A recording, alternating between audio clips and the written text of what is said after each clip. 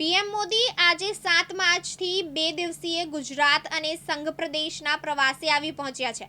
સેલવાસમાં નમો hospital સહિતના ₹2,587 કરોડના વિકાસ કામોનું લોકાર્પણ અને ખાતમુહૂર્ત કર્યા બાદ વડાપ્રધાને જાહેર સભાને સંબોધિત કરી હતી, જ્યાંથી તેઓ પરત સુરત આવી પહોંચ્યા છે. સુરતમાં પર્વત પાટિયાથી લિંબાયત સુધીનો રોડ શો યોજી નીલગિરી મેદાન આયોજિત સભાના સ્થળ પર પહોંચ્યા હતા. વડાપ્રધાને રોડ શોના રૂટ પર ઉપસ્થિત લોકોનું અભિવાદન ઝીલ્યું હતું. રોડ શોના રૂટ પર અને જાહેર સભાના સ્થળ પર ઉપસ્થિત હજારોની જનમેદનીનું વડાપ્રધાને અભિવાદન ઝીલ્યું હતું. લોકો પણ પીએમની એક ઝલક જોવા આતુર જોવા મળ્યા હતા.